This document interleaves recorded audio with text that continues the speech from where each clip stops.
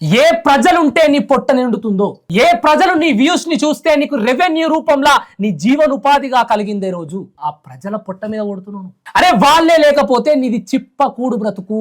గుర్తుపెట్టుకో, ఈరోజు వాళ్ళు ఉన్నారు కాబట్టి నువ్వున్నావు, ఆ సబ్స్క్రైబర్స్ ఉన్నారు కాబట్టి నీ దందా నడుస్తుంది. నిన్ను నమ్మి సబ్స్క్రైబ్ అనే బటన్ ని కొట్టినందుకు, తమ్నెయిల్ ని చూసి నిజమేమో అని చెప్పి ఓపెన్ చేసి నీ వీడియోని చూస్తున్నందుకు వాళ్ళ జీవితాల మీద కొడుతున్నావు. మళ్ళా పేరుకు మాత్రం నీ ప్రోగ్రామ్ పేరు నిజం విత్ నరేష్ అంట. ఇదే నిజం. అబద్ధాలు అరాచకాలు విత్ నరేష్ అని పెట్టుకోరా, బోగస్. అంటే 50,000 ఇంకా తగ్గచ్చా అండి? కుదరదా మరి?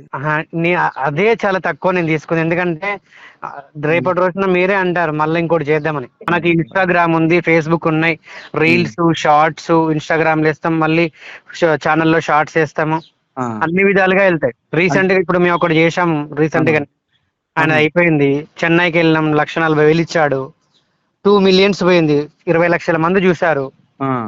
అట్లా 50,000 కంటే మరి తక్కువ. 1,00,000 అంటే లక్ష ఒకవేళ మేము అరేంజ్ చేయగలిగితే దానికి దీనికి తేడా ఏముంటుందండి?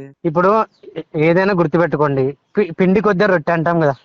అదే అందుకే బిజినెస్ ఇప్పుడు నాకు 50,000 ఇచ్చినందుకు నేను ఇప్పుడు ఆయన 1,20,000 ఇచ్చింది కాబట్టి ఎవరికి అశోక్ రాజుకి 6 లక్షలు ఎంతమంది 6 లక్షలు ఎందుకు వచ్చినాయి? ఆయనకు బిజినెస్ అంత ఇచ్చా నేను.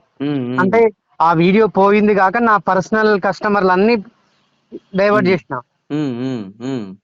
అట్లా అందుకు నిన్న కూడా వాళ్ళ అబ్బాయి మన ఆఫీస్కి వచ్చిండు. అన్న మళ్ళీ ఇంకొకటి వేరే మేడంతో చేపిద్దామంటే కొంచెం గ్యాప్ ఇద్దాం వద్దన్న.